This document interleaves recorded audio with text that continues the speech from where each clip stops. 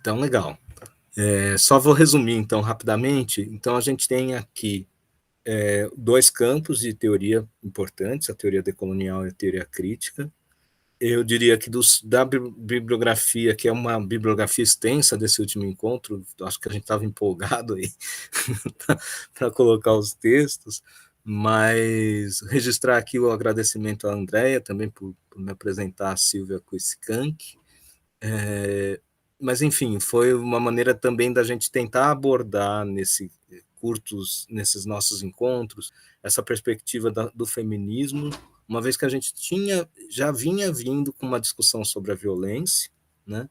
E eu acho que agora a questão do feminismo passa a ser um lugar importante aqui também, né?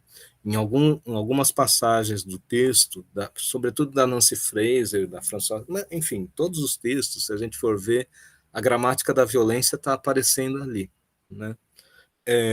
Mas eu acho muito interessante a gente pegar o caso do feminismo como um desdobramento também da violência, para a gente pensar assim, uma violência que tem carne, uma violência que tem corpo, que tem sujeito aí, né? Não é uma violência qualquer. Então, isso nos forçaria a pensar também o caso da violência, né? Não como um caso qualquer, né? Ou como uma relação que poderia muito bem ser abstrata, né? Mas uma relação que tem um corpo no meio dele, né? Então, por isso mesmo, esse último encontro também eu acho que tem uma conversa com o que a gente tinha passado nos últimos tempos, né? Só para retomar também, eu estava aqui comentando, então, mas não registrei, dessas duas linhas, eu diria assim, a Angela Davis e a Nancy Fraser, a Titi Bhattacharya e a Cinzia Arusa, né, se comunicam mais com o campo da teoria crítica, o que não é muito, assim, não é pão, pão, queijo, queijo, né? Elas estão ali em diálogo o tempo todo. E o tempo da teoria decolonial, mais, digamos, afirmativamente posto, Françoise Verger, com esse texto do feminismo decolonial, e a Silvia Kuiskank, com um texto sobre o direito. Deixa eu pegar aqui direitinho.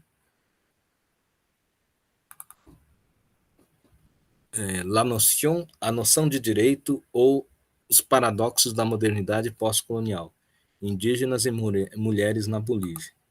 Né? Então a gente vai fazer um passeio assim pelo mundo, bem maluco, porque em termos de tempo e espaço, lembrando aqui o texto da Angela Davis foi escrito lá pelos anos 80, né? O texto da Verger é um texto um pouco mais contemporâneo, mas também tem um teor muito interessante de manifesto, que se comunica com o manifesto da Arusa, da Bhattacharya e da Fraser, e que eu acho que também se comunica com o texto da Kuiskank, em termos muito objetivos, assim, em termos de qual é esse corpo, como ele se coloca no mundo capitalista tal e qual a gente vive hoje, né? Com seus dilemas e com seus problemas. Eu diria assim, o manifesto, eu começaria a pensar um pouco, só para organizar aqui a conversa, eu conversaria um pouco sobre dois eixos dessa discussão, né, desse texto. Eu não estou aqui para, como eu vou seguir um pouco a toada dos últimos encontros, eu não vou aqui apresentar o texto por texto, fazer uma leitura, mas tentar encontrar conexões entre esses textos que possam nos ajudar a pensar o que a gente tem chamado de extimidades, né, de pontos de encontro entre textos que têm diferenças, mas que são íntimos entre si, né? Então, o que eu estou chamando de curto-circuito, né? Espero que não pegue fogo uma hora, mas qualquer coisa a gente chama o bombeiro, né? Sei lá, da teoria crítica ou da teoria decolonial, ou da psicanálise. Por sorte, a gente tá a Renata aí, que pode nos ajudar. Caso a gente esteja em delírio profundo, viu, Renata? Mas, enfim, a ideia, então, desse texto, do encontro de hoje, é talvez pensar duas coisas aqui. Né? Uma, eu diria, mais de caráter formal, né? E outra de caráter mais pontual, né? Conteudístico, eu diria. né? Pensar, então, entre forma e conteúdo. Da forma, eu acho muito interessante a gente pensar que eu diria que todos esses textos, inclusive da Angela Davis, são textos manifestos. Eles não são textos simplesmente de análise, né, descritiva e tal, mas são manifestos. E eu acho que isso diz muito desses textos, né? Lembrando aí os textos anteriores que a gente leu, da Spivak, por exemplo, que vai falar muito sobre a voz do subalterno, né? E nada melhor que um manifesto do que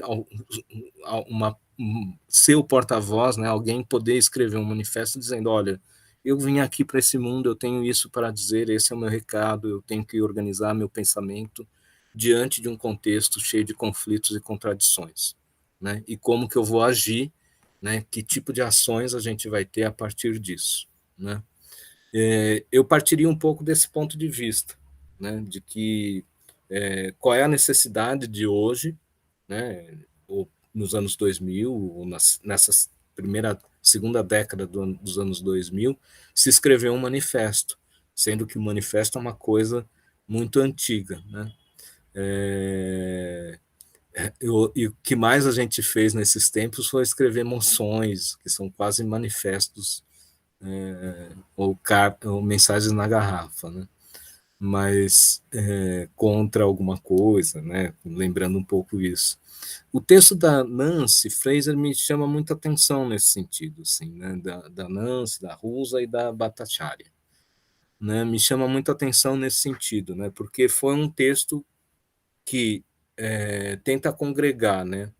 Um movimento como o feminismo, pensando aí nas greves de 2017, onde elas se envolveram muito, então, e que abriu margem, né, para pensar, por exemplo, todos os movimentos de assédio, todos os movimentos contra o assédio, né, contra as violências contra a mulher, e qual é o lugar da mulher no trabalho, né?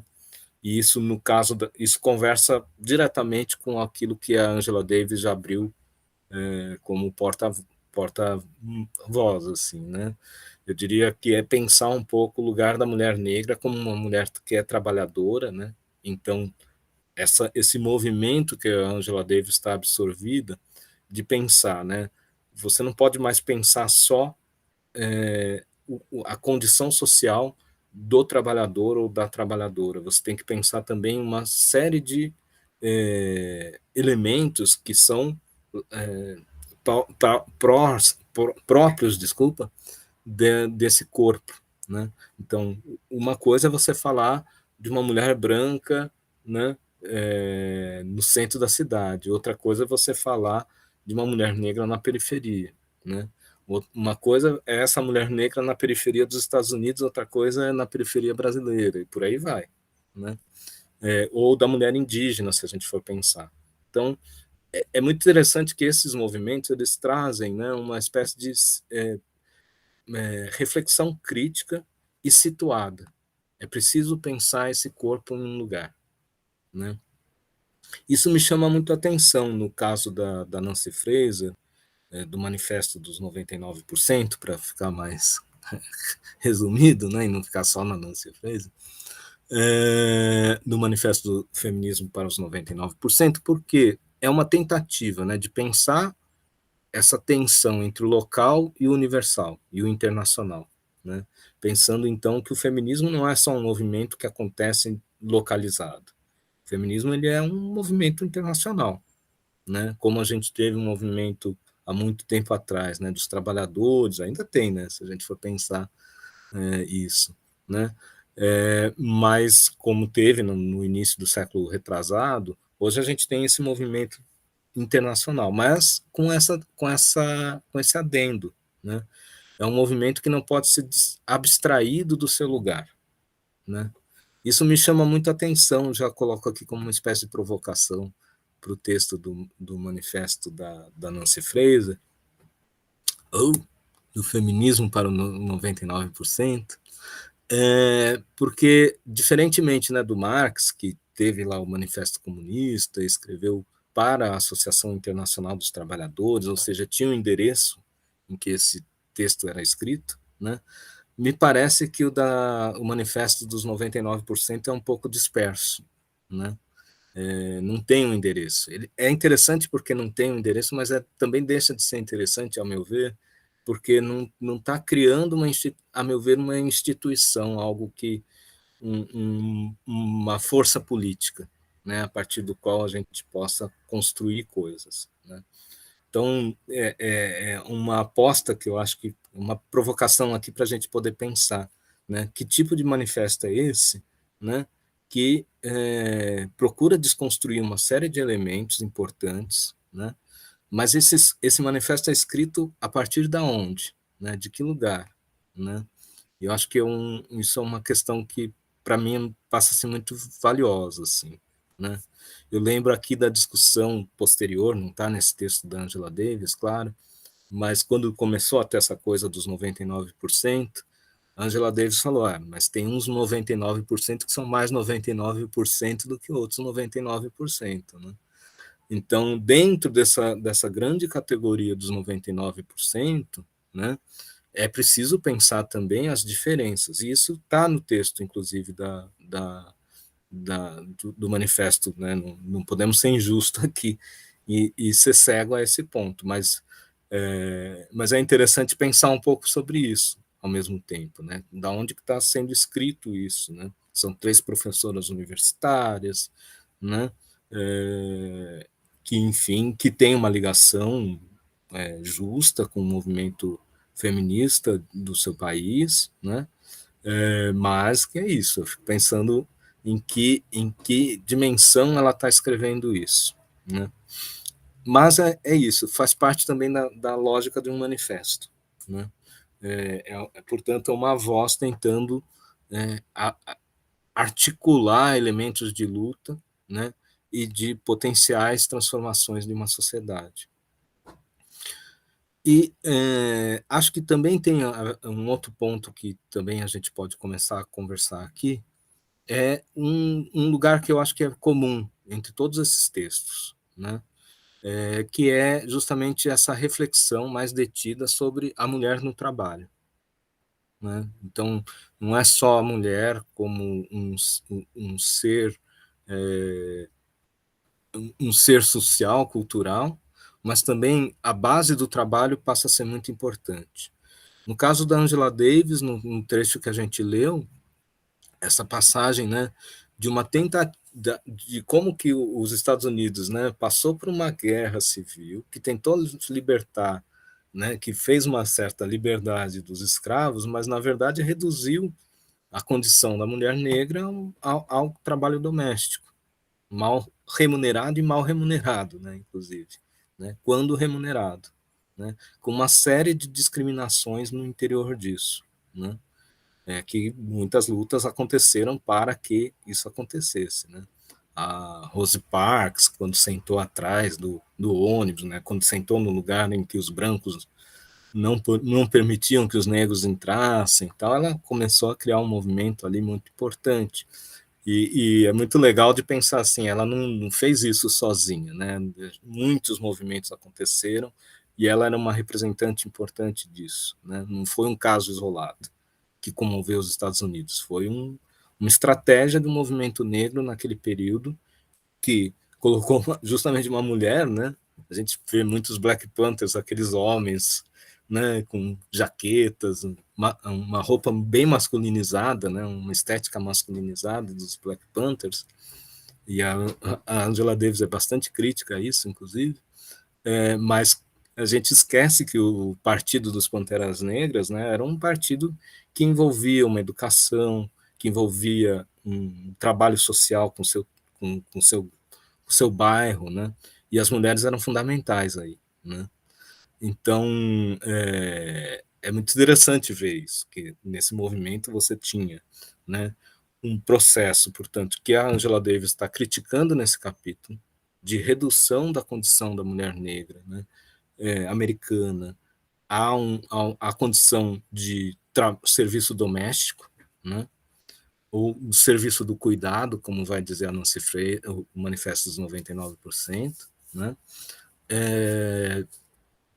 E nessa redução, o que é mais interessante ainda, acho que não está muito presente no texto da Angela Davis, porque ela está construindo esse diagnóstico, né, naquela época, mas o salto que está tanto na Françoise Verger quanto no manifesto, né, é o salto que diz o seguinte: olha, para você ter um neoliberalismo em que o trabalho e esse alto desempenho, né, seja qualificado, capital humano, empreendedor e tudo mais seja qualificado, é preciso ter gente que cate o lixo, gente que faça o trabalho doméstico, é preciso que tenha uma série de serviços que são invisíveis, vai dizer a Françoise Verger, inclusive, né?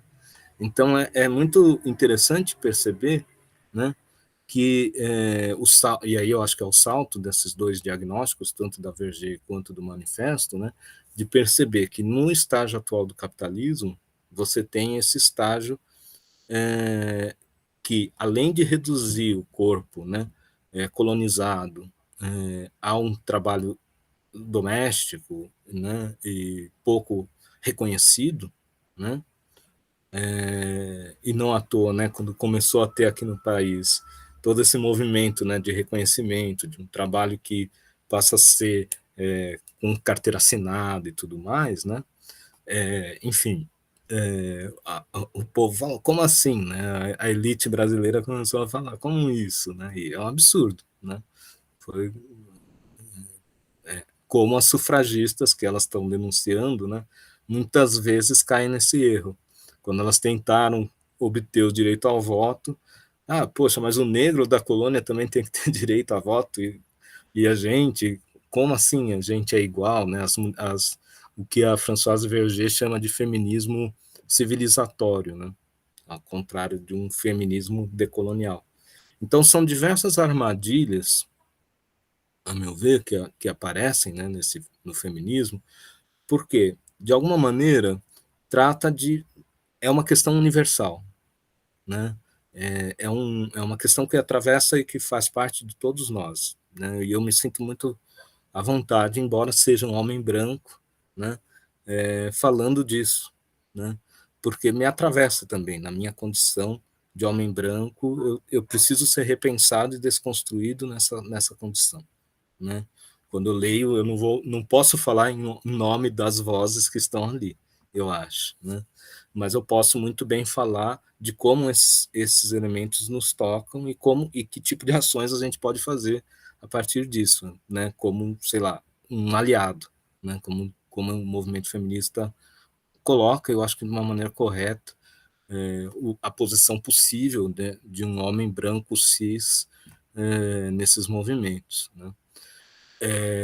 E isso me força a pensar que eu sou como aliado, né? Pensando aí nos textos que a gente pensou, que a gente leu. Tá, tudo bem. Só um minutinho, só para que a minha internet vai dar um. Ok.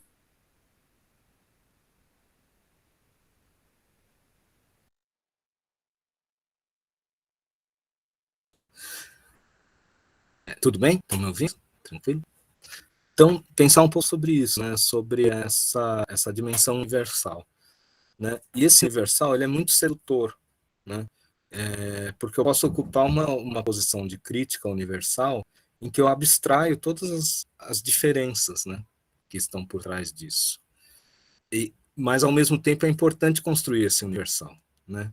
E acho que a inteligência de quase todos, acho que de quase todos, de todos esses textos, é uma inteligência de pensar que é uma estrutura social, né, produzida pelo capitalismo, né? Pensando que o colonialismo não é diferente do capitalismo, né? Pelo contrário, eu acho que o colonialismo é a face é o irmão mais descarado do capitalismo, é aquele que vem na Terra, constrói, destrói, desconstrói vidas, mexe o território, faz o que quer, coloca a polícia e pronto, né? Não é o capitalismo ilustrado, né, que tem que ter alguns direitos sociais para não ter uma convulsão social na metrópole, por exemplo.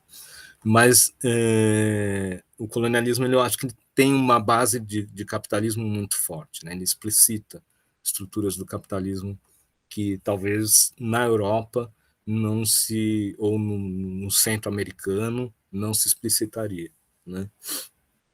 Então, eu acho que tem essa estrutura que é interessante da gente pensar. Como que esses textos constroem um universal, né?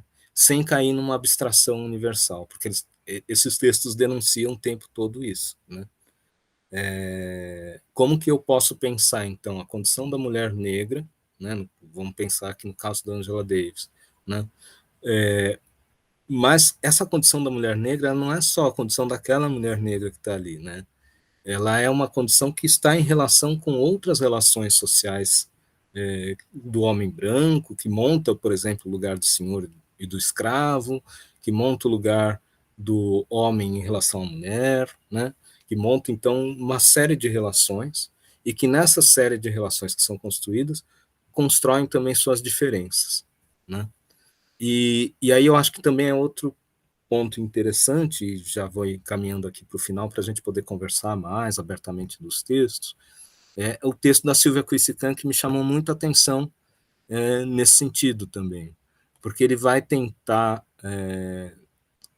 construir, eu acho que de uma maneira até mais potente que os manifestos do feminismo dos 99%, estratégias de resistência, muito próximas àquelas que a gente encontrou, por exemplo, na Lélia Gonzalez, né? Quando a Lélia Gonzalez falava do preto gays, né? Dessa coisa do homem, da cultura negra, da como é que é? Afro-ladino-americanidade, né?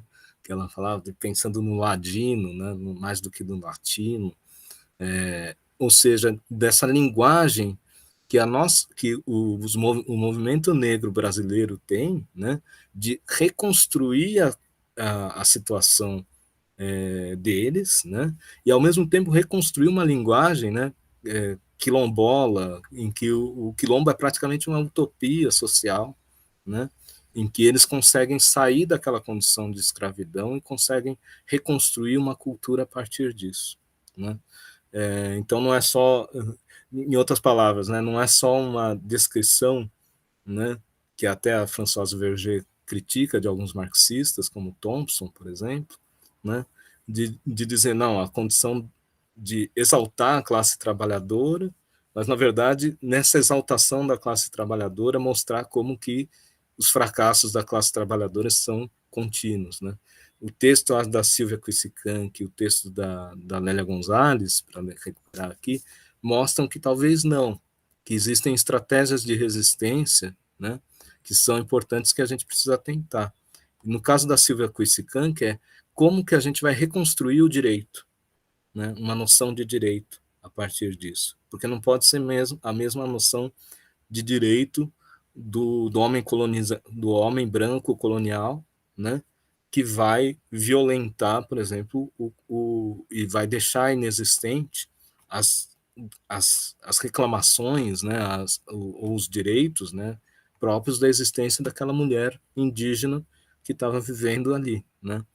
E muito interessante perceber com a descrição da Silvia Kouissika como que o papel da mulher indígena ela é completamente apagado pelo censo, né? O Estado e as ONGs, né, a Banco Mundial, tal, vão mostrar um lugar de miséria, né, da população indígena boliviana, que em alguma medida é miserável do ponto de vista econômico desse lado, né, mas que vai mostrar, por outro lado, como que são as mulheres que são peças centrais, né, para a organização social daquelas comunidades que estão sendo violentadas o tempo todo, né?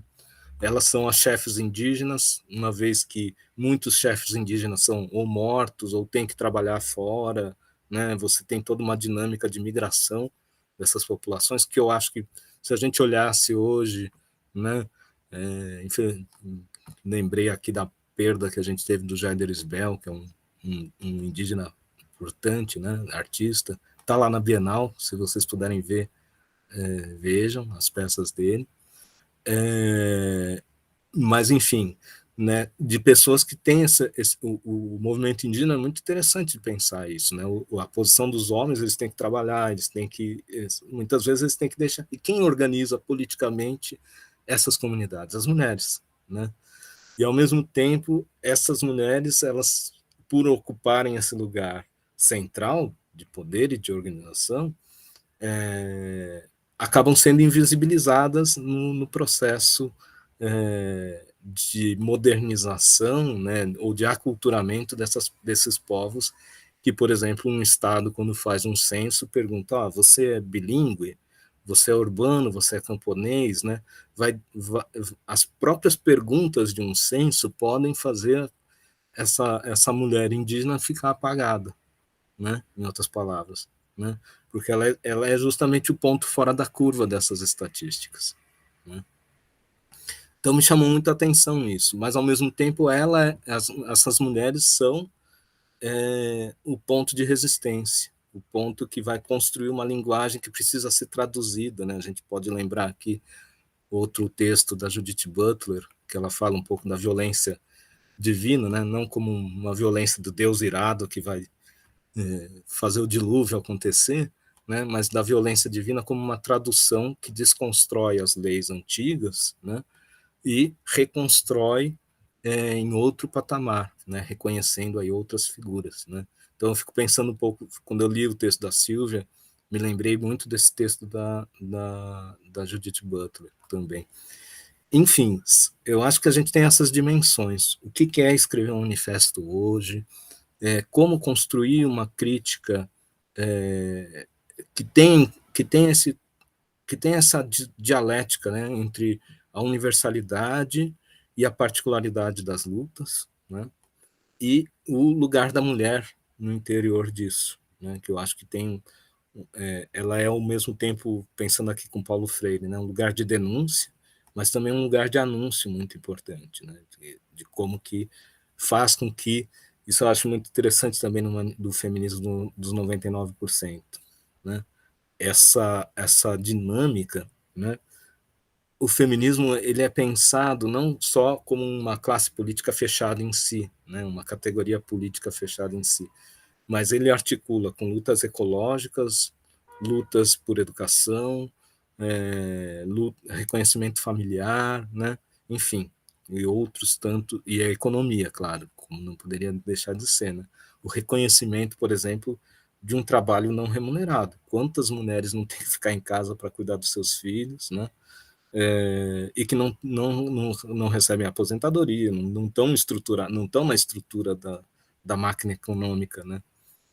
Enfim, e nisso já ficam mulheres, inclusive, muito, digamos assim, vulneráveis, né, a essas violências todas que o capitalismo reproduz. Então, não sei, pensei por aí alguns caminhos bem gerais aqui para a gente pensar, eu acho que já falei demais, então acho que a gente pode ir para os textos e pensar coisas a partir disso.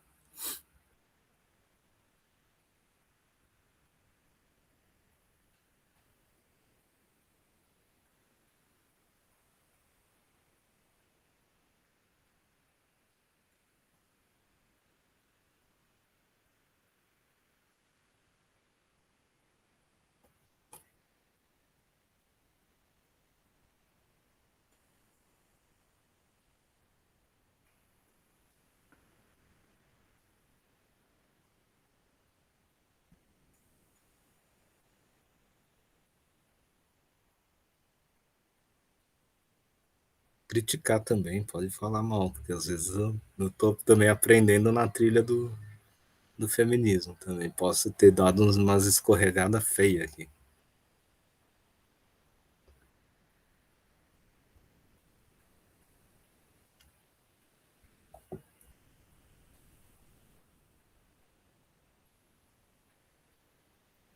Se ninguém se animar, posso começar com alguns comentários. Eu sempre esperando, mas bom, pode ser. É... Não, legal. Eu não consegui ler o texto de François Verx. E agora que você trouxe aquele de Leila Gonzalez, que também não vim naquela sessão e eu me perdi, mas já baixei, eu vou ler, já está aqui anotado, porque me interessei da forma em que você articulou, porque eu queria só Duas questões me chamam a atenção. Você passou por isso rápido. Eu queria um pouquinho tentar entender melhor seu posicionamento. Acho um pouco injusto falar que o Manifesto Comunista tinha endereço. Temos insistido que é muito importante para a crítica do Marx, do capitalismo e das opressões do capitalismo ter esse espírito universal, não? E, na verdade, não estava, ou seja, tá, nesse jogo do local específico, não? É, mas tem esse, sobretudo nessa época, onde qual Engels e Marx têm uma crítica da economia política ainda em construção, não? Está longe de ser a crítica da economia política do Marx. Eu acho que eles tinham realmente essa ideia muito mais de ser um manifesto para o 99% mesmo, não? Não exagerando, mas aí só me chamou isso. Sobre o manifesto do feminismo para o 99, eu não revisei ele em particular, mas eu tive a felicidade de participar de um mini curso com Cinza Russa e Titi Bhattacharya. Elas foram convidadas para um encontro do NIEP Marx, lá na Niterói, lá onde eu fiz o doutorado. Elas vieram em 2018, acho, ou 19, não me lembro.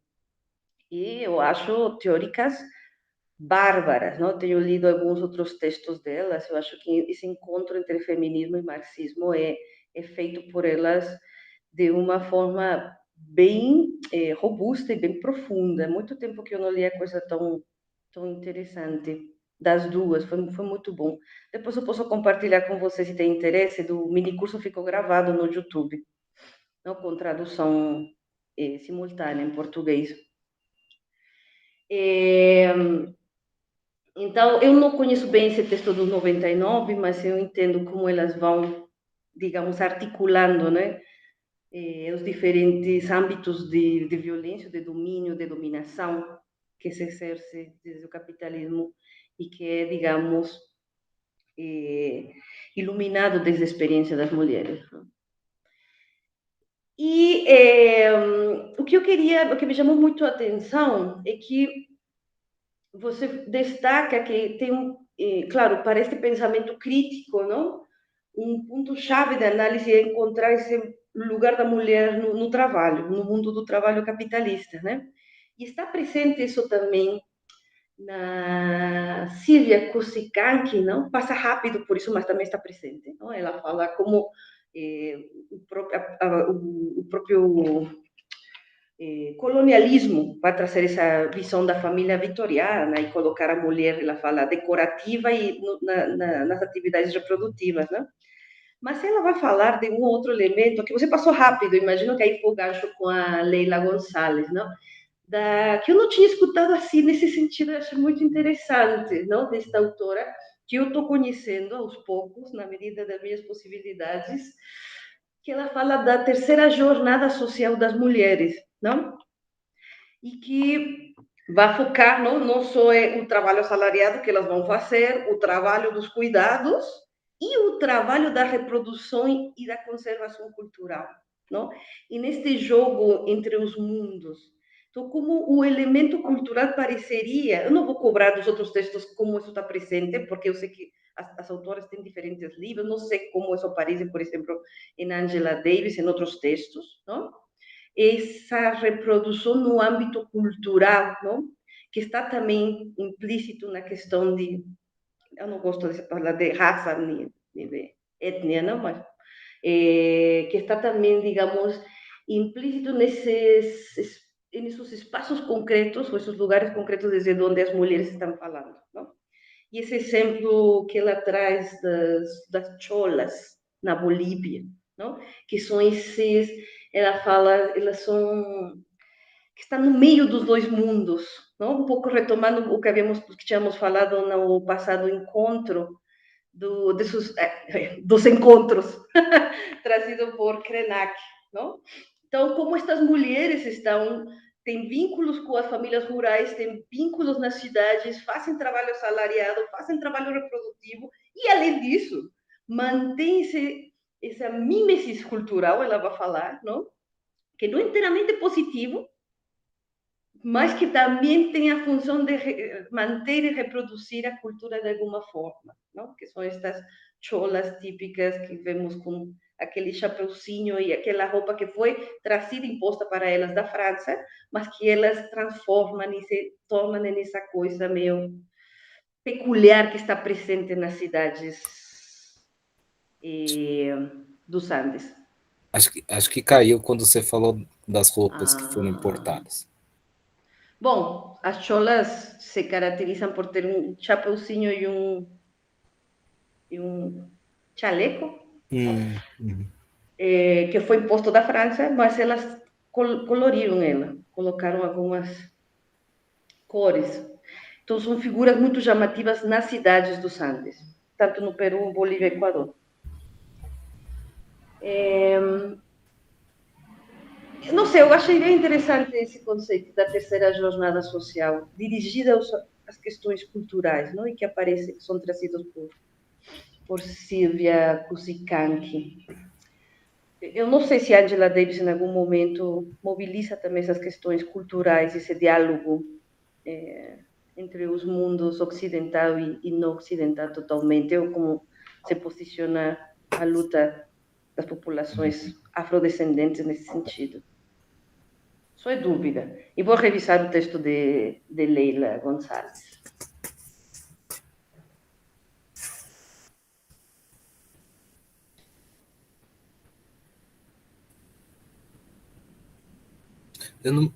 Do texto da Angela Davis, eu não me lembro agora se no Mulheres, Raça e Classes tem alguma coisa sobre cultura.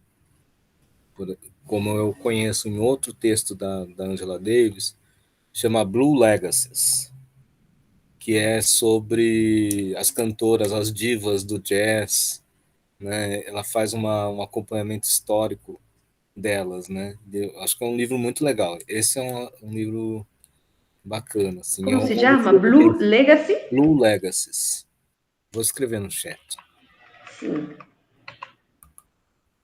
Que é legal, assim, de ver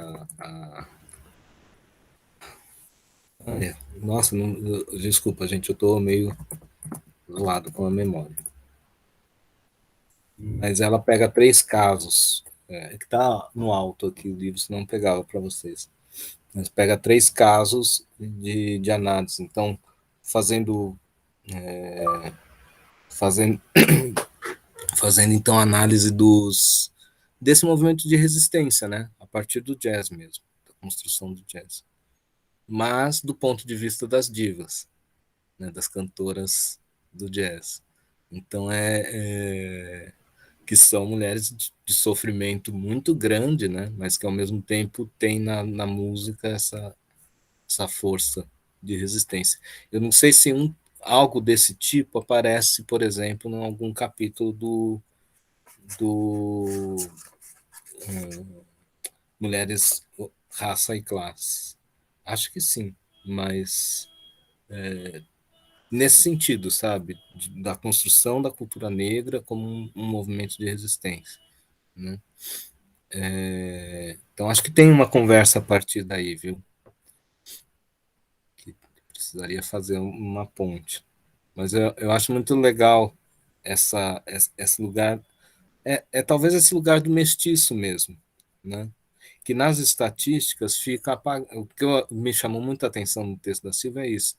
Quando o censo vai lá e pergunta sobre a origem, né? Que língua ela é, como ela se identifica, não aparece a figura do mestiço como um todo, né? Se aparece uma figura mais próxima ou do moderno, né, urbano, ou uma figura mais próxima do camponês, né? Mas nunca esse lugar do meio, né? Isso para mim é bem interessante de pensar. Se for pegar, né, o censo demográfico dessas pessoas, elas vão estar em um desses lugares, mas nunca no lugar do meio, né? Que seria o lugar da resistência. Eu diria que, sei lá, posso estar postando errado, mas é um dos lugares de resistência que a Silvia coloca, né? E agora que você falou do camponês, posso adicionar aquela questão que eu não conhecia esse posicionamento da Silvia, mas me chamou a atenção, Estou que ela, apostando. vamos falar, a luta pelos territórios se mantém no âmbito de reproduzir o falologocentrismo colonial ocidental, não? Uhum. E é forte isso, não? É, Porque uma é coisa. uma marca grande da resistência dos povos latino-americanos à luta pela terra. E ela colocar o dedo ali é interessante. Confesso que foi uma das partes que eu fiquei assim, opa, bom, porque, Sim. né, como que o movimento indígena não vai se pensar como um movimento de território, né? A briga toda deles é essa, né, de reconhecimento de territórios e tal. Desde aquela é, fala do Mariátegui nos anos 20, não? A questão do índio é a questão da terra, é a questão da economia. Bom, claro, Zapata, até reproduz a face de Zapata, não? Mas é interessante, eu acho que é válida essa crítica. Falo logocentrista. Fala o logocentrista. Que eu não sei, aí a gente pode pensar numa outra dimensão que aparece nesses textos, mas eu acho que no manifesto do feminismo para os 99% aparece muito mais forte, que é a dimensão do cuidado, né? Porque a maneira como a mulher da Silvia vai, eu acho que pensar a terra, não é uma maneira produtivista da terra, né? Talvez, mas seja uma maneira do cuidado da terra. E aí outra lógica também que, ou seja, não é um modelo de ir lá, ter o meu território fechado, onde eu vou extrair as riquezas e fazer meu sistema de sobrevivência, né? Mas pensar também que tipo de relações e como a gente vai cuidar sustentavelmente, né, desses lugares, né? E isso significa, né, pensando aí num mundo mais urbano, né, não só cuidar da família, né? A família não é uma empresa, mas a família também é um lugar de cuidado, né? A família também é um lugar de relações que se perpetua não pela extração do que se pode ganhar com essa família, né?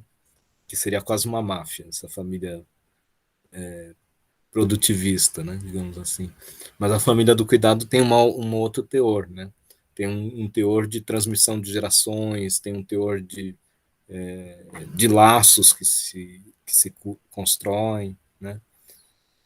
E, e se a gente for pensar no esquema que o capitalismo cria, né?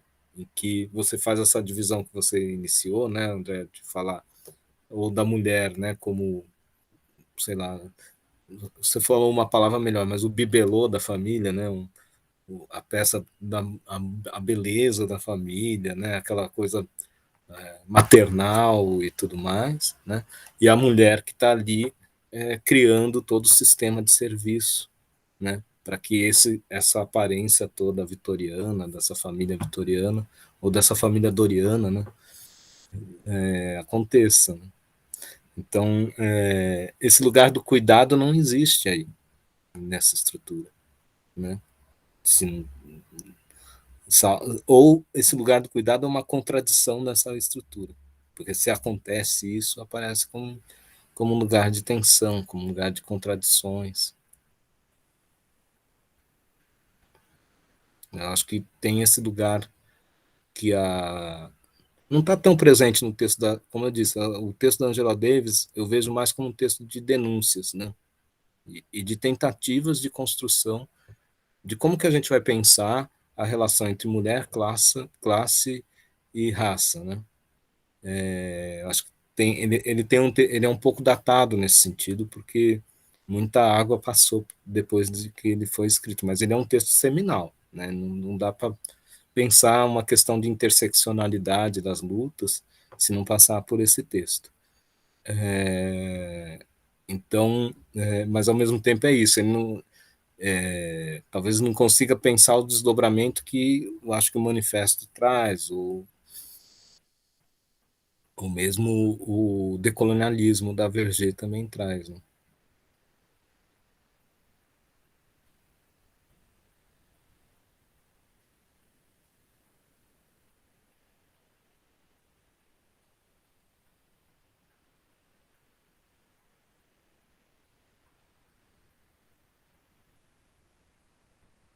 Eu fui por uns caminhos, gente, eu não sei se é o melhor caminho também para ler esses textos, né?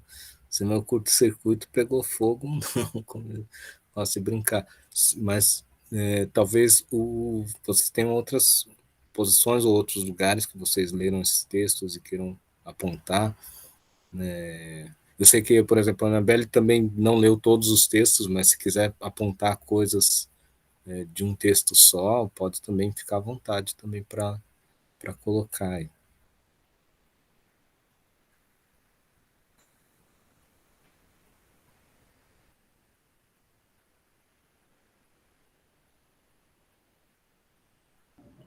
Eu vou fazer um comentário breve de algo que me chama a atenção. Pode ser? Já. Vamos ver se a galera anima também. Eu fiquei pensando, lendo, eu não consegui ler todos também, mas os que eu li, fiquei pensando um pouco nisso que vocês falaram, né? Um pouco nessa questão da importância do território, mas também pensando no que o Silvio falou antes, de onde se fala, né? Do lugar que se fala. E fiquei pensando nessa distinção que eu não sei. E aqui pensando do ponto de vista dos textos do feminismo decolonial, né? Sobre essa distinção entre universal e particular, do universal e o específico. Porque me parece que um movimento que algumas autoras fazem, por exemplo, Glória Anzaldúa, não sei se a Silvia Rivera também, mas que é de tentar pensar justamente esse lugar que não é exatamente, não é como se fosse o lugar, não sei se a gente poderia classificar como o específico, mas que fosse esse lugar da encruzilhada, digamos, onde essas categorias se cruzam, né? Esse lugar da fronteiriço, onde você não tá, onde nem mesmo quem está escrevendo tem certeza onde ela está pisando, né? Ela está tentando, tateando, tentando pensar. Eu acho que isso é uma coisa muito interessante, assim, de autores especificamente do feminismo decolonial, né? Então eu fico pensando assim, se existe alguma limitação, não sei, a gente tentar opor, não sei, o que isso faz com a gente, quando a gente pensa em termos de universal versus o específico, quando talvez esteja nesse lugar justamente do entre, né? Ou desses pontos nodais, digamos assim, onde se cruzam várias opressões, onde não se trata mais, ou não se trata só da questão de reclamar uma identidade ou de um território concreto, né? Mas de tentar pensar como isso vai se articulando, assim. Não sei, só jogando isso, essa questão do universal e concreto. Eu sei que é difícil de pensar, mas é algo que me move, assim, também.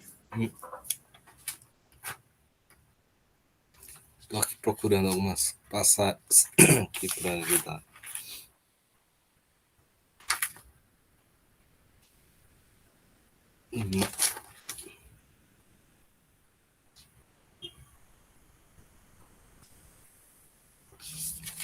Mas se quiserem falar, vão falando, que eu vou procurando aqui.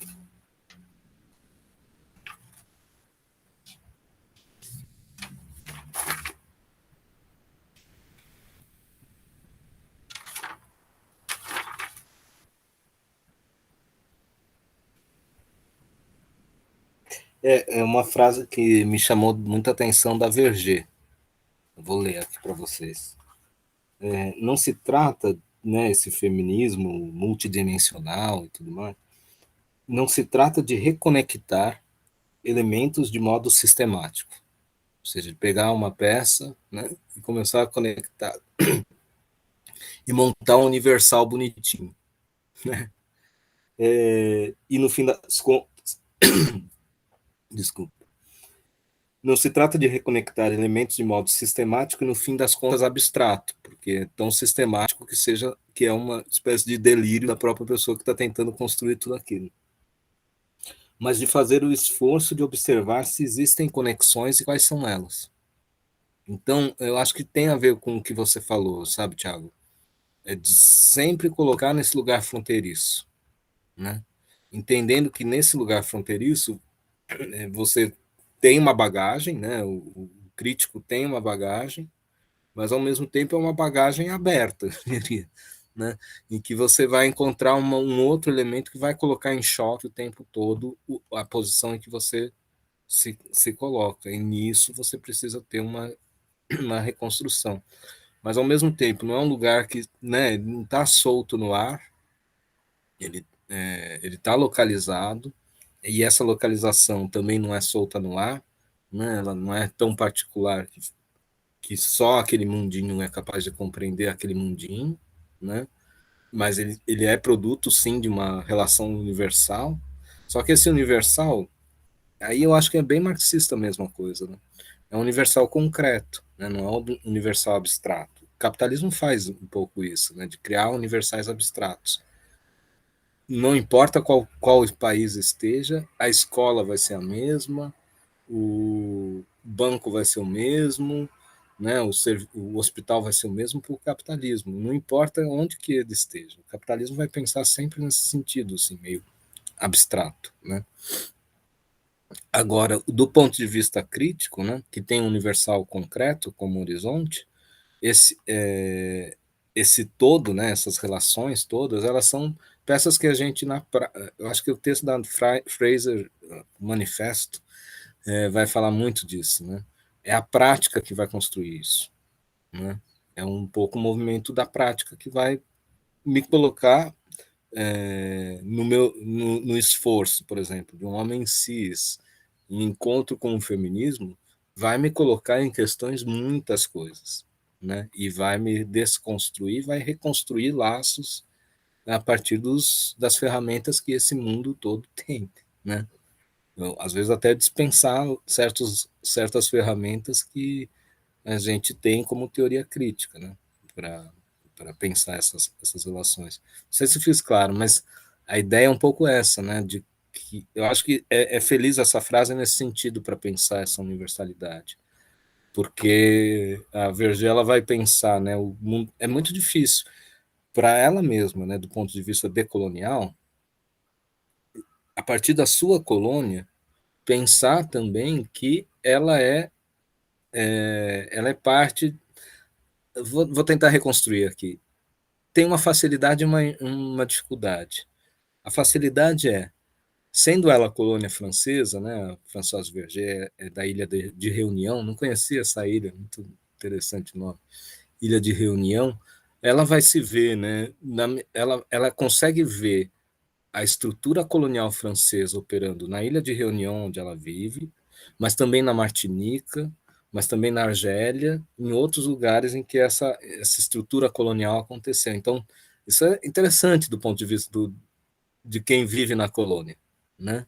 Porque consegue ver a universalidade operando nas outras regiões. Só que, ao mesmo tempo, é importante notar uma coisa, que cada uma dessas regiões tem suas peças, né? Tem sua configuração se estruturando. E aí, o esforço de uma teoria feminista decolonial, política, como ela chama, é um pouco isso. Como que eu vou encaixar essas peças? Como que a gente vai se reconstruir? O Fanon, eu acho que também é um bom exemplo disso, assim, né? Quando ele sai da Martinica, vai para a Argélia, encontra o seu irmão colonial, né? E todos os preconceitos que ele tinha como martinicano em relação ao argelino, aos outros países colonizados franceses, que ele não se via como negro tal qual o argelino era. Ele se via mais próximo do francês do que do negro, né? Da Martinica. Então, é curioso isso. E isso passa a ser uma desconstrução do processo, né? De como que essa particularidade vai construindo algo como um universal concreto, né? E não esse universal abstrato. Mas é difícil, quase, eu acho que é um exercício fenomenológico mesmo, né? Que você tem que ver o fenômeno acontecendo. Por isso que é legal esses casos específicos, né? Da indígena na Bolívia, da figura decolonial que a Verger está construindo, da Angela Davis como uma mulher negra nos Estados Unidos, vendo a estrutura, né? Angela Davis, ela é Angela Davis hoje, mas na época que ela escreveu isso, ela era uma mulher negra nos Estados Unidos falando sobre sua condição, né? Talvez esteja exagerando, a Angela Davis já era conhecida na época, mas ela escreve pensando nessa condição dela, né? Então é curioso ver isso.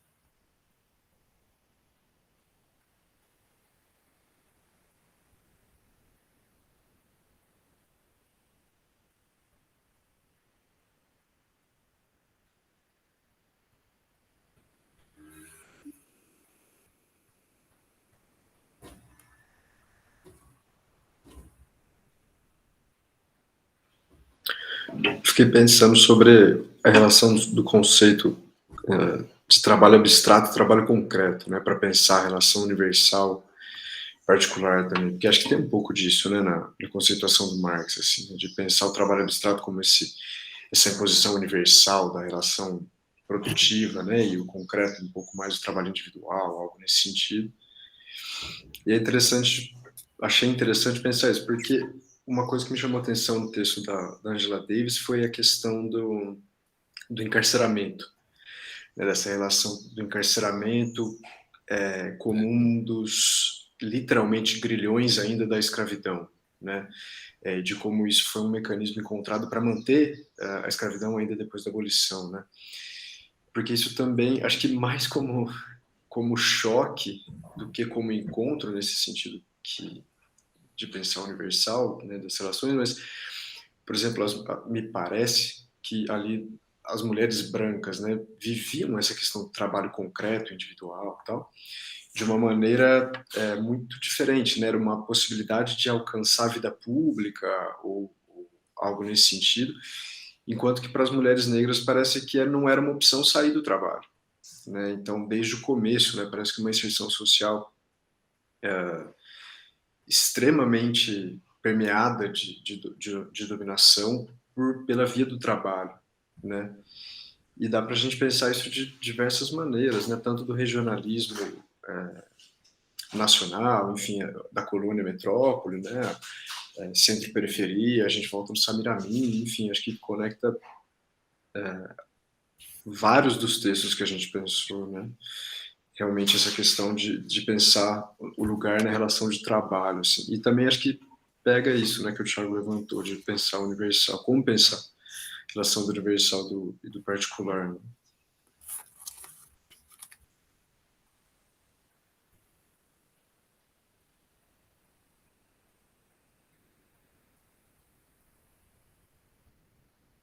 É muito legal, assim, eu adoro o debate da Angela Davis sobre o encarceramento, né? É um novo abolicionismo, né? Como que a gente não precisa mais pensar a justiça. Isso eu acho que está presente também na própria Fraser, né, no manifesto.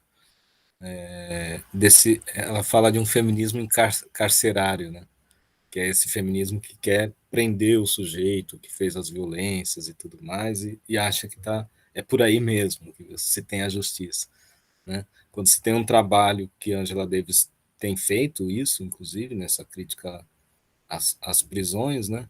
De como a gente vai pensar uma nova ética, uma nova justiça e talvez um novo direito, se a gente for pensar aí com a Silvia Kwiatkowski também, né?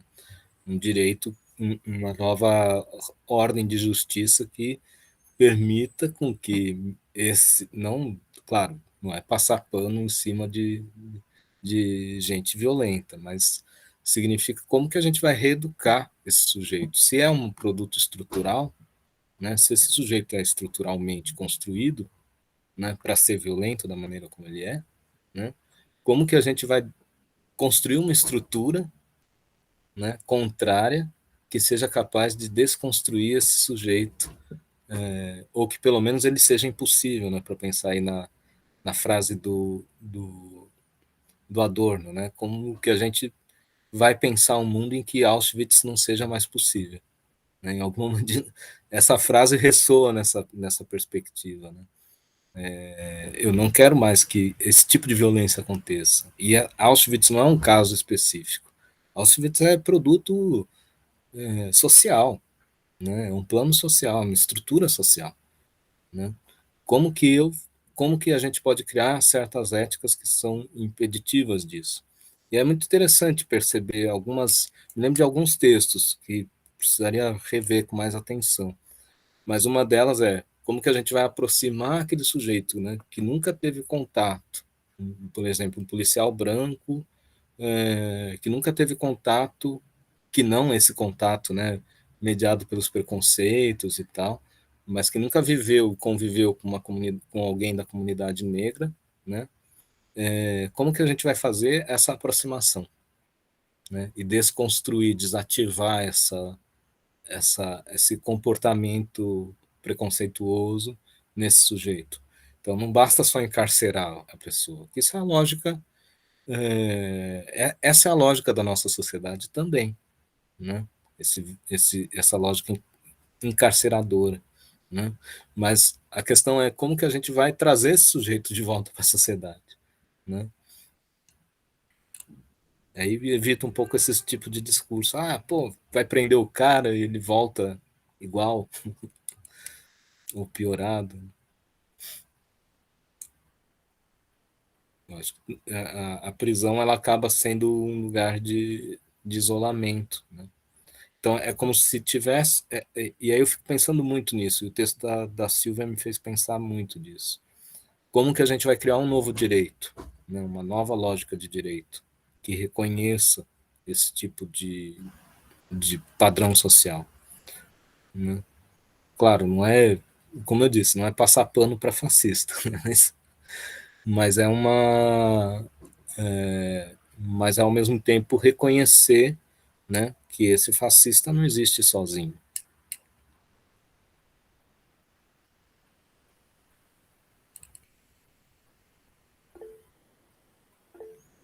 Diga, Renata.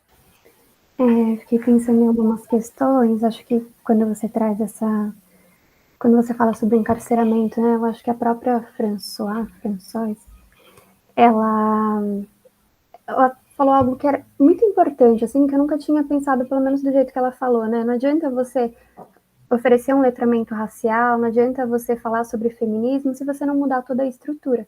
E eu acho que acaba dialogando um pouquinho com isso que você colocou agora, Silvio, mas eu queria chamar a atenção para o título do texto da Angela Davis. Quando eu li, assim, quando eu peguei o livro para ler, eu pensei que ela estivesse falando da emancipação das mulheres negras, né? Eu falei, nossa, mas tá estranho, porque não tem emancipação. E ela confirma isso no final do texto. E aí não é bem a emancipação das mulheres negras, mas o significado para as mulheres negras, né?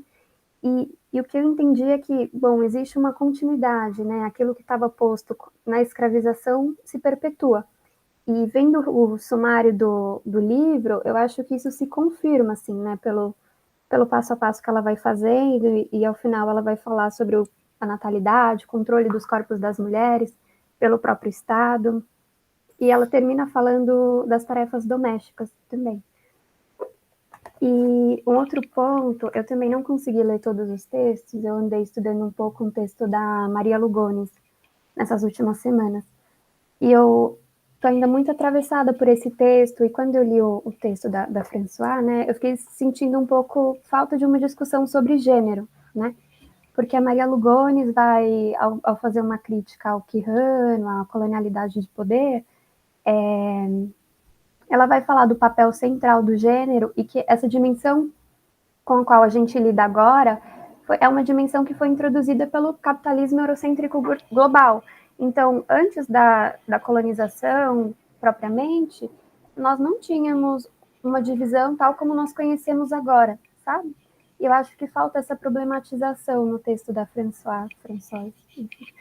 Uhum.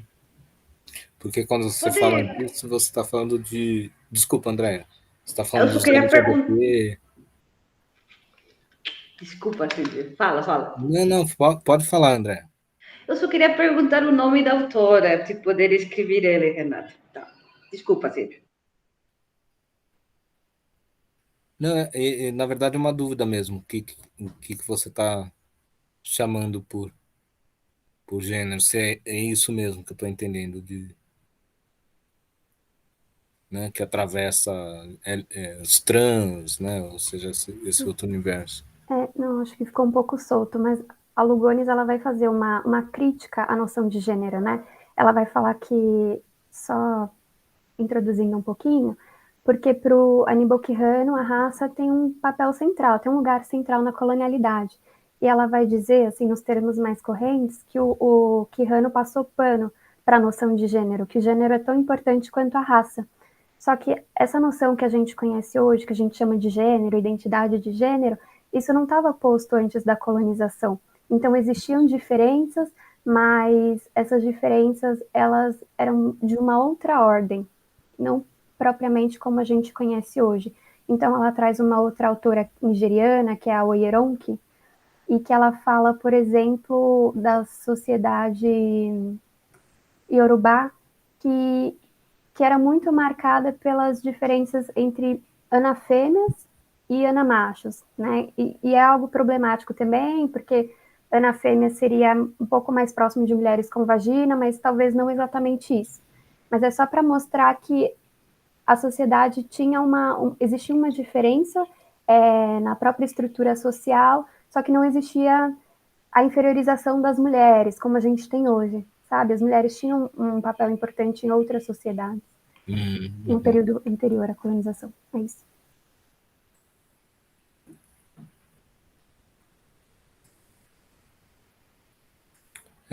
Eu compartilho um pouco dessa sua crítica a Verger, assim. Ela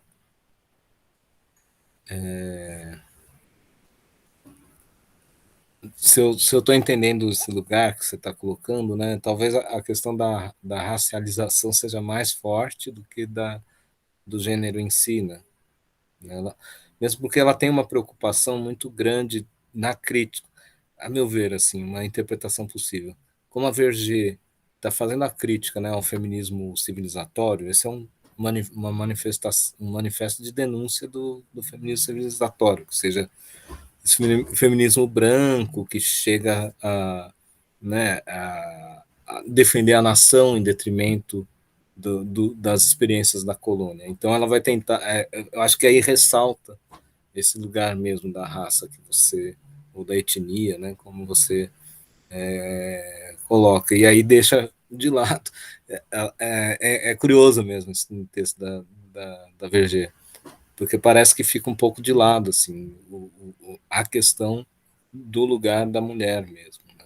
Mas eu acho que tem um debate que eu acho que aí é muito parecido com o Manifesto dos 99%, né?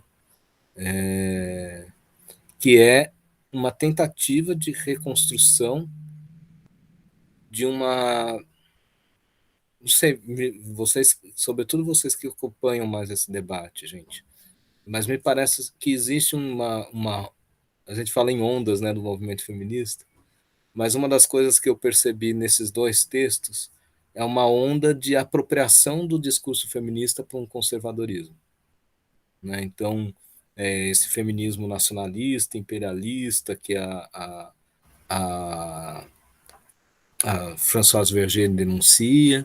Por outro lado, também esse feminismo empreendedor, o feminismo liberal, né? Que também o Manifesto dos 99% denunciam. Então, acho que tem uma tentativa de construção, porque eu senti muita falta disso. Assim. A palavra corpo, por exemplo, nesses dois textos, no da Verger aparece mais, mas no Manifesto dos 99 não aparece tanto. Né? Essa palavra, a meu ver, me parecia ser tão chave para o debate do feminismo, mas talvez porque eu sou um leitor antigo, assim, já está ultrapassado, né, nesse debate. E aí eu achei interessante isso, assim, de pensar até que esse texto, né, na medida em que ele é um pouco reativo, essa apropriação conservadora dos discursos feministas, né, até que ponto ele consegue dar o salto necessário para outras críticas, né? Ou para uma crítica mais emancipatória, de horizonte mais emancipatório.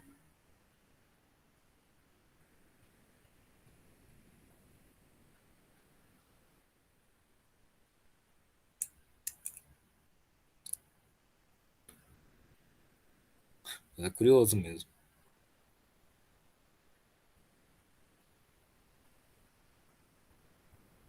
E eu concordo contigo, assim, o texto da Angela Davis, ele é um texto, esse texto, acho que ele tem um caráter muito específico, assim, no livro, quando ele aparece, porque ele tem essa missão, digamos, de quebrar com alguns padrões da esquerda, de pensamento da esquerda, de todo problema é econômico, portanto, a gente tem que se concentrar no universo do trabalho, e as questões de raça, gênero são questões laterais, ou vice-versa, né? A gente tem que supervalorizar um lado em detrimento do outro. Então, a Angela Davis tenta criar um ponto de equilíbrio aí. Só que nisso que ela constrói esse ponto de equilíbrio, e isso eu acho genial nela, né? Ela vai mostrar que, na verdade, você tem uma perpetuação da violência do corpo da mulher e que essa perpetuação, na verdade, acompanha revolução cada revolução no sentido, né, industrial, né?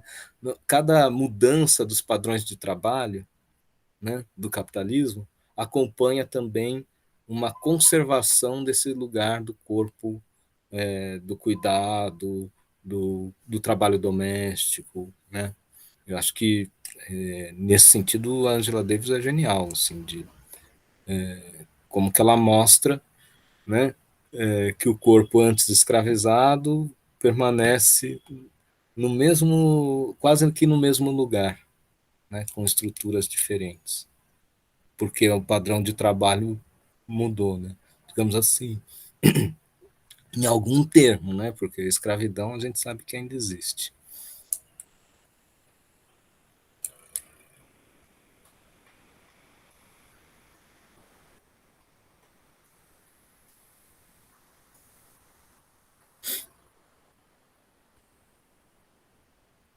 E aí esse problema, né, só para complementar um pouco o que eu falei, como a Angela Davis já abriu o espaço, né, para discutir isso, esse problema eu acho que já não é mais o problema desses outros textos, desses outros manifestos, né? Mas eu acho que o problema é um pouco essa da apropriação, de como que esse discurso do empoderamento, o discurso dos direitos, né? São direitos para alguns, mas não são para outros, né? O direito do 1%, mas não dos 99%, né? É o direito da metrópole, mas não o direito da colônia, né?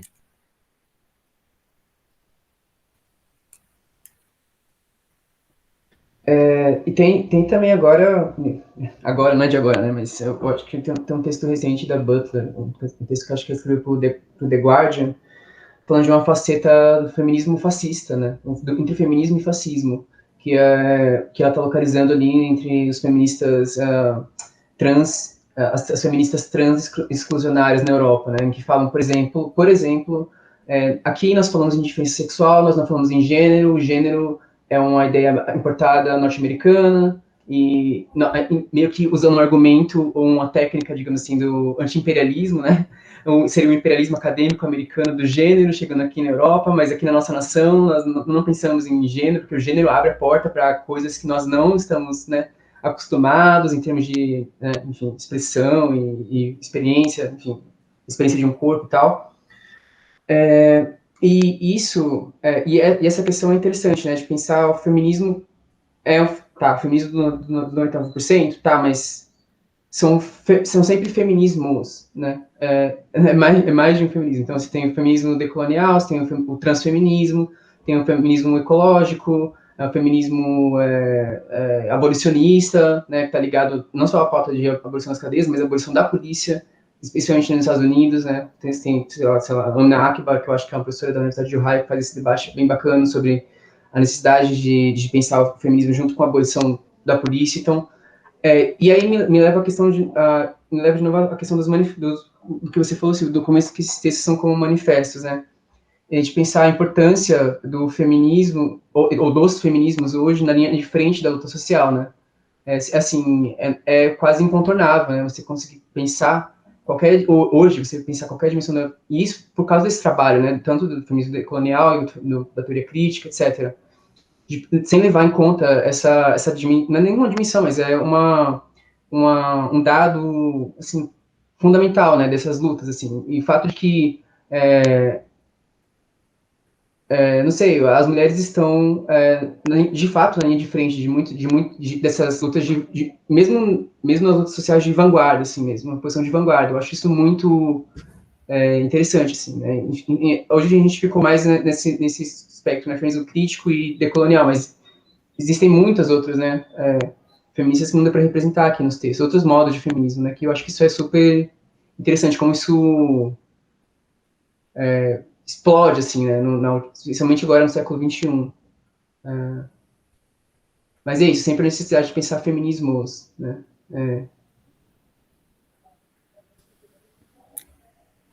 O manifesto dos 99%, eu acho que é um bom, porque ele faz um mapa muito legal, né, dos diversos feminismos, né?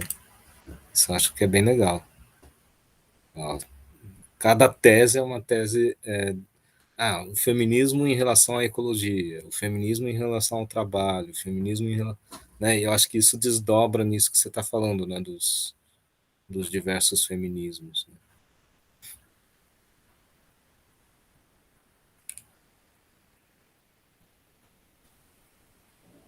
E especificamente em relação ao feminismo tá ligado à abolição, né, da polícia, por exemplo, e das prisões, uma coisa que recorre, assim, é, tipo, a necessidade a importância das mulheres na construção das comunidades negras, né, e de manter um pouco esse trabalho social, né, seja no campo da educação ou da alimentação comunitária, enfim.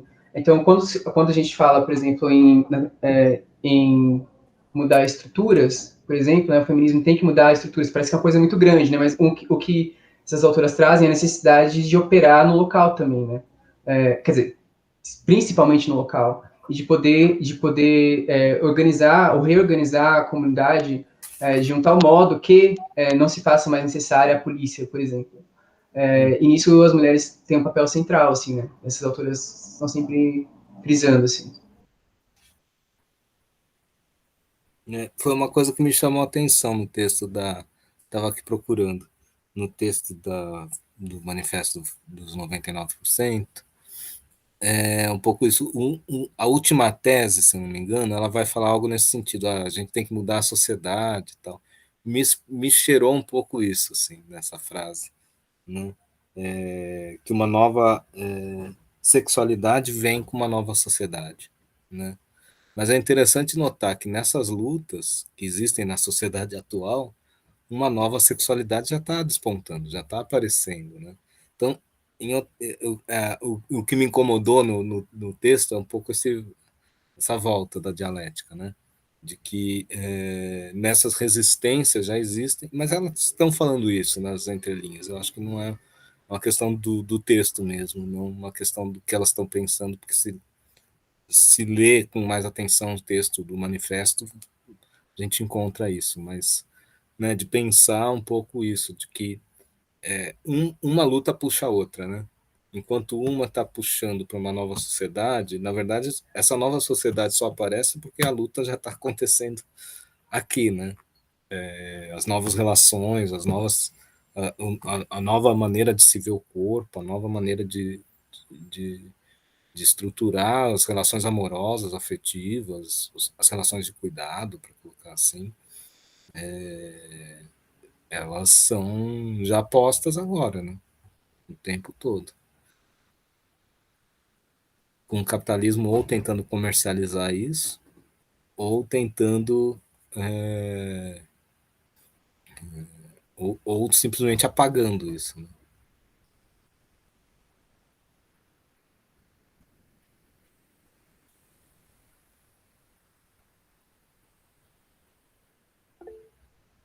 Diga, Renata. Só para, acho que eu falei de um jeito confuso, só para dizer que tenho estudado um pouquinho gênero e tem muitas implicações, sabe? Essa própria categoria de gênero, e é difícil, cada vez que eu vou falar, eu fico, gente, mas que palavra eu uso, assim, como eu me refiro? mas era só para marcar isso e dizer também de algo que muitas feministas ou pessoas que vão estudar o feminismo e falar sobre apontam para o trabalho doméstico. E eu entendo, eu acho que no texto da Françoise a gente vê isso muito bem, porque o trabalho doméstico acaba revelando, né, qual é o grupo mais invisibilizado e por quê, mas eu fico pensando um pouco naquela discussão sobre racismo e branquitude, sabe?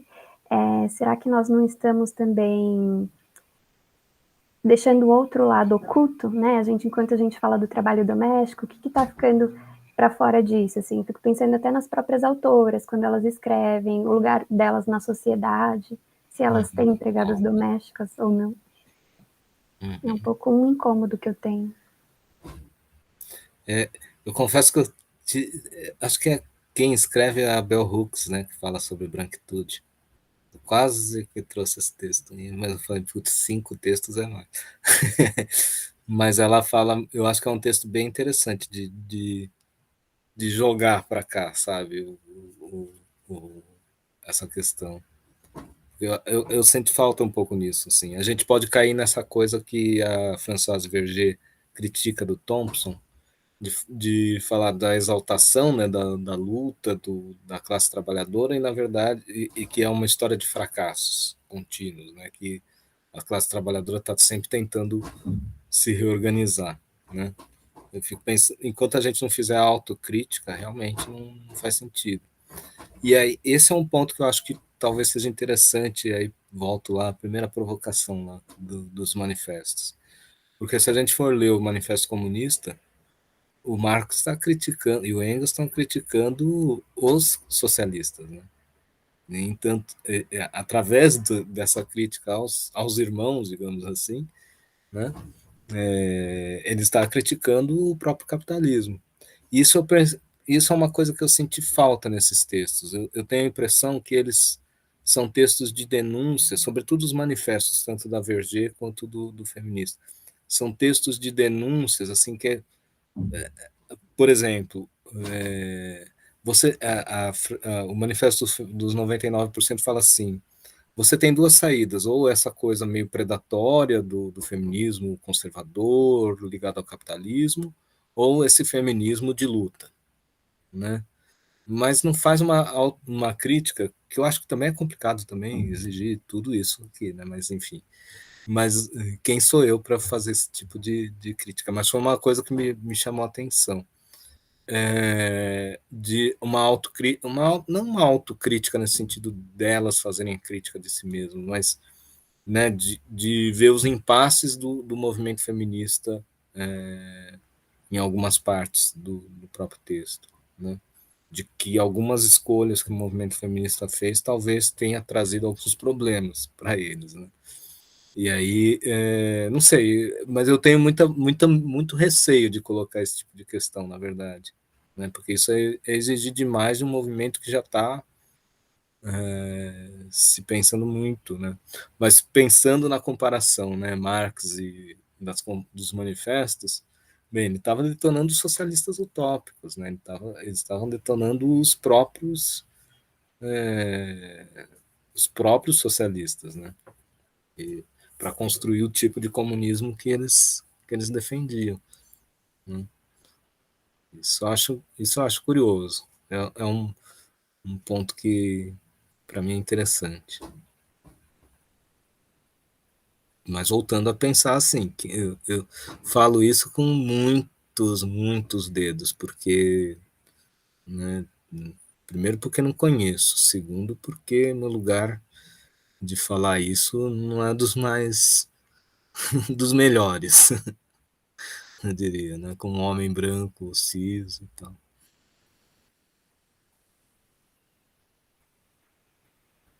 Talvez devesse até calar a boca.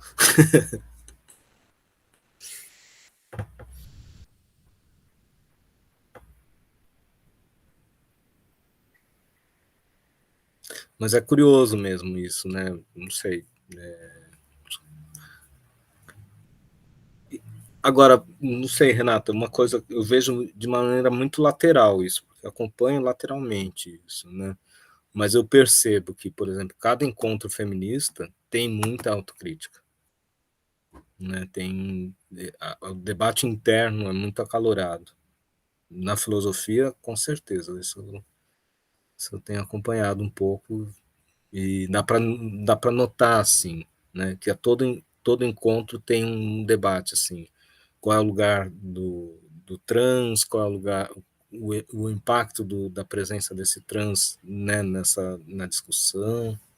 Então, para mim é muito interessante perceber isso.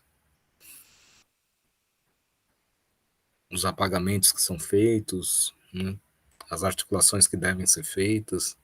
Então, fico pensando também, uma coisa é o Marx escrever na época dele um manifesto fazendo a crítica para todo mundo, outra coisa é o feminismo hoje fazer isso, né? É outra história, né? A luta é outra.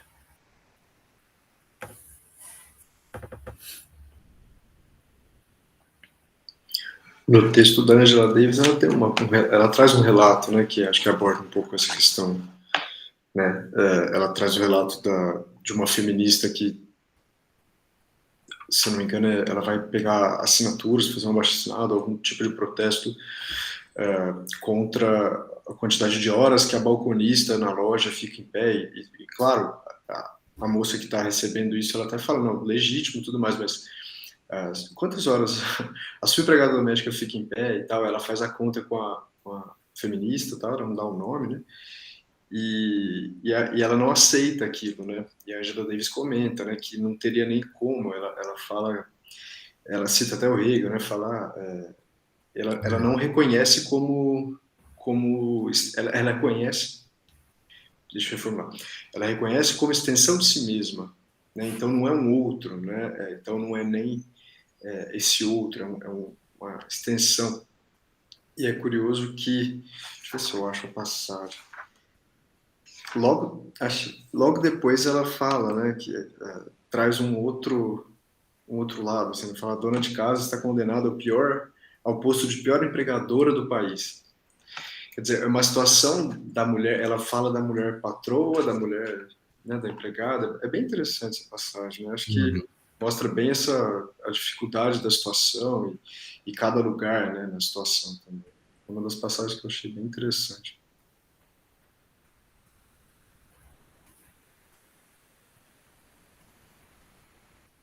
Que faz parte desse universalismo, né? A gente encampa um universalismo que uma hora se volta contra nossos privilégios, né? Então isso eu acho que é muito legal de pensar, né? Eu gostava de um movimento que a gente falava assim, a gente é alvo e flecha de nós mesmos, né? Então é um pouco isso, né? Como que a gente consegue construir esse ponto de crítica, né? Em que essas plataformas universalistas, elas precisam ser questionadas, no fim das contas, né? Isso é outro ponto que eu acho que também é interessante do manifesto, né?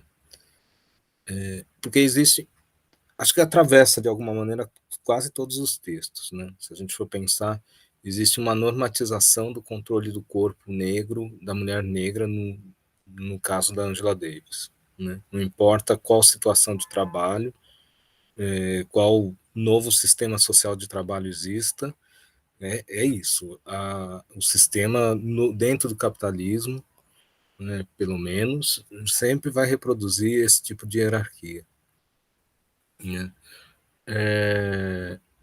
Por outro lado, tem uma passagem que eu acho muito legal do Manifesto do Feminismo do 99%, que vai falar um pouco sobre a aproximação entre um autoritarismo conservador e esse feminismo liberal, neoliberal, né, como ela chama, né, em que no fim das contas é só normatização, né? Seja pelo autoritário conservador, que vai dizer, olha, como que a mulher deve se vestir, como que tem que ser assim, tem que ser assado, que tipo de comportamentos tem e tal, né? O que pode ser dito e o que não pode ser dito. e de alguma maneira o neoliberal também, né? Que vai tentar normatizar, sei lá, o casamento gay, mas dentro dos padrões, desde que as metas e o lucro não sejam feridos, está tudo bem, né?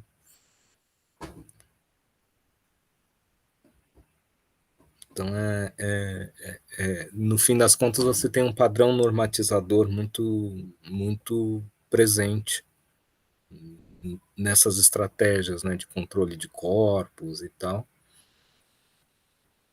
E eu acho que é um pouco isso. A universalização passa por aí, né?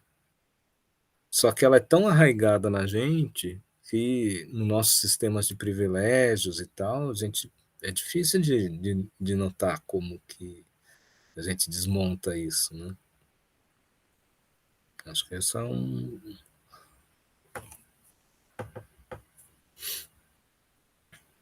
um ponto importante. E por outro lado, né, eu gosto de ver o movimento negro fala muito bem isso, eu acho. A gente já está cansado de explicar para o branco o que ele tem que fazer, meu. Bota a mão na consciência, cara. Né? E vai estudar, como dizem.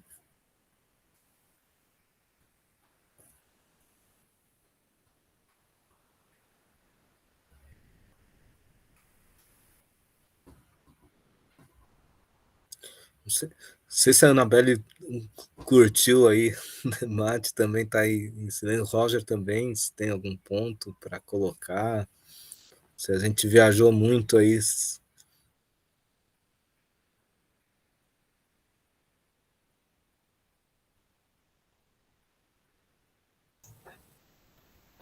Só um comentário só meio disperso, né?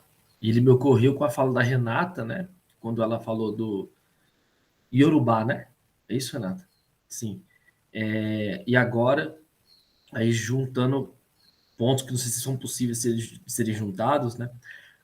Quando o senhor agora comenta também sobre esse padrão de normatividade, né? De novo, é quase uma associação livre. Me fez lembrar de uma outra autora, que é a Roswitha, né? A Roswitha Shows. Deixa eu anotar o nome também aqui. Como a Renata fez. Só um instante. Lembrei do que da Roswitha, né? Especialmente como que o patriarcado, né? Ele vai se ligar ao capitalismo, né? Especialmente a partir dos séculos 16, 17, e até um modelo até de razão, um modelo de razão que ela vai chamar de androcêntrica, né? De certa maneira. Não ela, mas o pessoal do mesmo grupo lá da crítica do valor, né? Uhum. Então só me fez lembrar disso, como que eu acho que esse padrão da normatividade talvez tenha que ver, vai se relacionar com o trabalho o Gabriel também falou trabalho abstrato, né?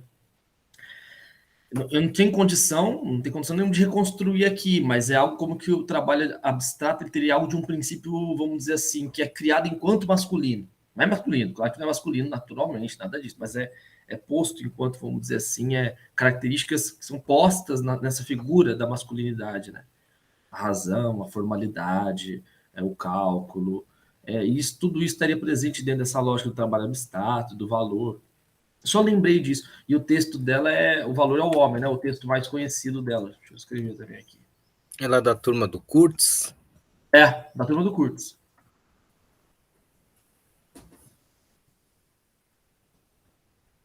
Ela vai. Por que a Renata, né? Eu lembrei da Renata quando ela comentou do Yorubá, né? Ela falou assim: bom, aqui não tinha patriarcado antes do capitalismo. Tinha, mas era de um padrão diferente, né? Era de um padrão diferente, a relação com a natureza era diferente. Então, assim,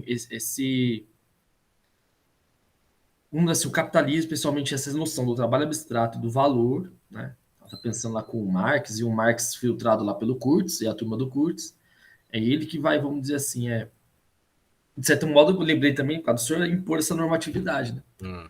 Que vai se ligar, né? Essas coisas vão se ligar. Só isso, só lembrei disso. Não, legal. Acho que a Anabelle tentou falar.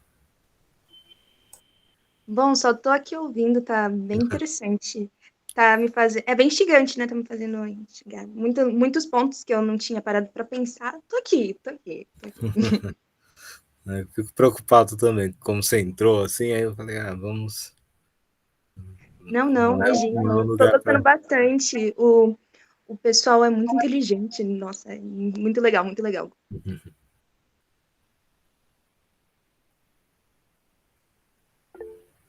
Diga, Gabriel.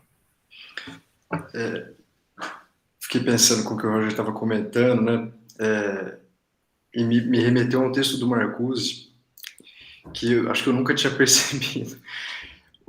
Aquele texto que o Marcuse lá, enfim, começo de obra, assim, acho que é 32, dos fundamentos econômicos do trabalho, fundamentos filosóficos do trabalho econômico, né? Foi o texto que eu estudei no mestrado, aliás. Tem uma parte que ele está conceituando o trabalho, ele comenta: atividade que planeja e que organiza não é trabalho. Isso é muito curioso, porque se a gente parar para pensar, ele está se retirando um pouco do campo econômico ali naquele momento e conceituando o trabalho como o fazer acontecer, né? Aquela atividade um tanto quanto existencial da coisa, né? Mas ainda assim, pensando um pouco na crítica do pessoal da crítica do valor, né? Estou pensando no Postor um pouco, né? Dessa mania que dominou a tradição marxista, assim, de pensar o trabalho como transhistórico. O Marcuse, acho que ali naquele momento talvez esteja naturalizando o trabalho como masculino, porque pensando no trabalho produtivo, né? E não no trabalho reprodutivo, que é majoritariamente, ou foi, e ainda é, né? Historicamente, das mulheres, né? Acho que a Nancy Fraser vai um pouco por aí quando ela vai falar do cuidado, né? Dos cuidados. E eu fiquei pensando nisso, né? Acho que grande parte da tradição marxista peca nisso, né? De tratar o trabalho como atividade produtiva, né? E esquece do reprodutivo, né? Do cuidado, do planejamento, da organização prévia à produção, né? Mas, enfim, só me remetia a isso. Foi uma coisa que eu nunca tinha... Vou até voltar para o texto depois para checar se eu não estou falando bobagem. É legal pensar. Talvez a lógica da reprodução seja um lugar do cuidado importante, porque o cuidado é um pouco isso, né? Você cuida, você está reestruturando ou restituindo uma condição de existência, né? A produção não, é como que o euzinho lá vai se pôr o tempo todo no mundo, né? Eu tenho que controlar isso, eu tenho que dominar tal coisa, eu tenho que... Então é um lugar bem interessante, uma chave interessante, né? Eu acredito que sim, você tem razão, assim, de pensar que o Marcuse, eu acho que tem até problemas em torno disso, assim, quando ele vai falar do feminismo, embora sejam textos super legais, mas o feminismo do Marcuse, às vezes eu falo, meu Deus, tá... Tem um debate, né, com umas feministas que o Marcuse passa que elas dão umas broncas nele muito boas, assim, nesse sentido, assim, você está naturalizando a condição da mulher, você está caindo novamente numa... Por mais que você esteja fazendo um elogio, né, da mulher como parte da natureza e, portanto, contra o capitalismo, né, você está deixando de lado um lugar importante do debate, que é a mulher, ela é um sujeito histórico, né, então é uma categoria histórica, digamos assim. E, portanto, não está na natureza, fora da sociedade, não é essa reserva que você está projetando aí.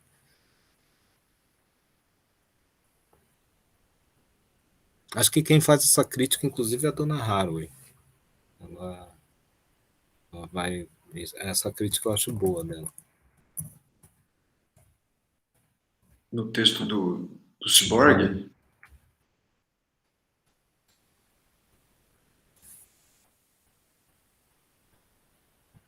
Legal. Só jogando uma última referência aqui nesse debate que eu acho que é importante para falar, né? Quando a gente está falando da questão do feminismo e do trabalho, o abstrato e o concreto, etc., que que é o que a Lucy Irigaray vai escrever, né? Lucy Irigaray, ou Lucy Irigaray, que é essa feminista, né, super importante, tá? Que eu tô super interessado ultimamente nela, que ela não chega a ser uma marxista tradicional, digamos assim, mas ela trabalha de maneira muito próxima com o Partido Comunista Italiano, né? Especialmente na década de 90, década de 80, enfim. E ela tem esse texto que está traduzido em português, que é, acho que é a mercadoria das mulheres, ou as mulheres com mercadoria. Eu vou pegar aqui, eu jogo no chat já. Mas em que ela vai tentar pensar essa questão da abstração em relação... Ela vai notar, né, justamente esse padrão que se repete, como o Roger falou, né? É um padrão diferente antes da colonização ou da modernidade, e depois da modernidade se reconfigura o patriarcado, né? Mas a continuidade que a Lucília Garay vai apontar é justamente o status da mulher como mercadoria. E que para a mulher ser trocada como mercadoria pelo patriarca, ou entre os homens que trocam essa mercadoria, ela precisa ser abstraída do seu né, precisa existir uma abstração para essa mercadoria ser trocável entre outras mercadorias, né? E essa abstração ela passa justamente por esse desejo e por essa projeção do homem, né? Das necessidades do homem. Ou seja, a necessidade da mulher não é levada em conta, mas esse parte dessa abstração do desejo do homem.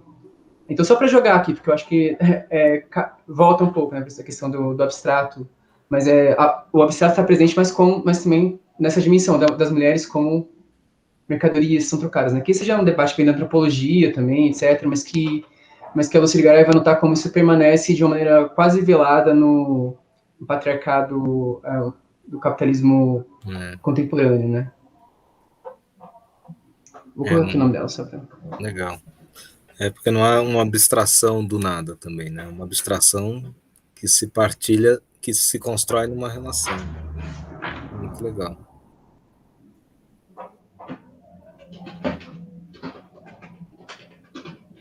Legal.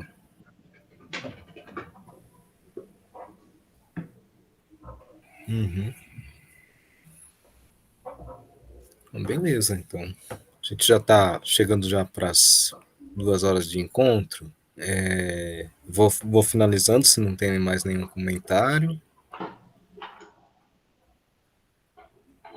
E aí a gente encerra o ano aí com muitas glórias. Ano duro, espero que vocês estejam bem e a gente possa se ver no próximo ano aí, no novo ciclo. Eu estou pensando sobre... um dos temas é poder, visão e espetáculo. É o tema que os mexicanos lançaram, né? E eu estou pensando em trazer a dimensão da guerra e do capitalismo como espetáculo, né? Essa articulação da guerra no capitalismo como espetáculo, algo assim, né? Então, trazer o Debord, a Sociedade do Espetáculo vai ser um sujeito interessante, mas o Lanzarato, o Douglas Kellner, que também tem umas análises de como a mídia analisa, por exemplo, as guerras do Golfo, né, como que foi essa estrutura.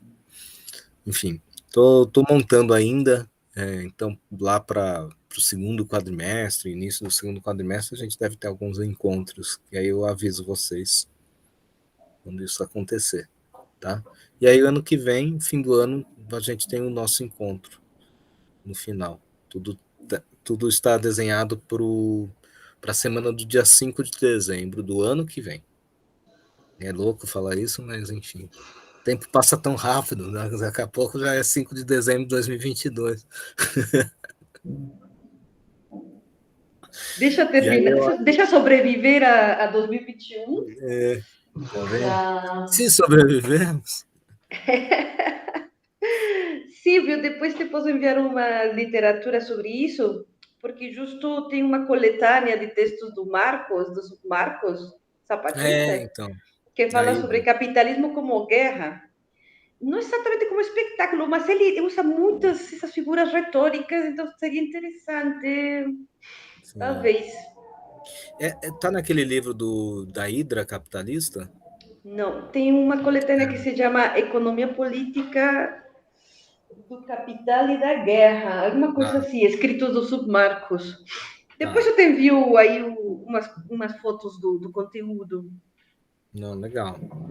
Perfeito. Eu já pensei nele, assim, porque ele tem muito disso. Excelente. Esse é um dos textos também que estava esquecendo de mencionar. Então é isso. Que bom. Foi ótimo, Silvio. Obrigada pelos encontros a todos. Não, foi ótimo mesmo. Fiquei muito feliz.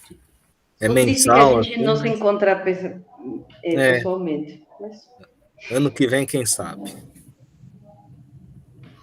Foi muito bom, gente. Aproveito para agradecer. Foi um prazer conhecer todo mundo. Tá bom. Gabriel, fica um Sim. pouquinho só Fico. antes de eu esquecer. Tá bom, eu me vou porque eu tenho que corrigir uns projetos. Ah, meu Deus. Pós, né? Não, graduação. Eita, nossa. Tá bom, então. O Thiago está sendo testemunho da minha disciplina de PCH. Muita coisa, muita gente, meu Deus. Tá de monitor? Não, tô só observando, tô só acompanhando as aulas. Tá fazendo o curso. Tá bom. Legal. Um abraço a todos. Bom final de quadrimestre. Abraço grande, Silvio, para a família lá, para a bebê. Com certeza.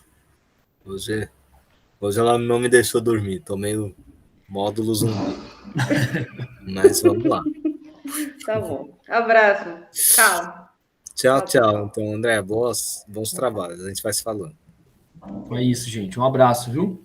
Valeu. Um abraço, gente. Queria agradecer também, mais uma vez, mais um ano de intimidades aí. E é isso. Até ano que vem. Até. Agradeço também, gente. Até. Se cuidem.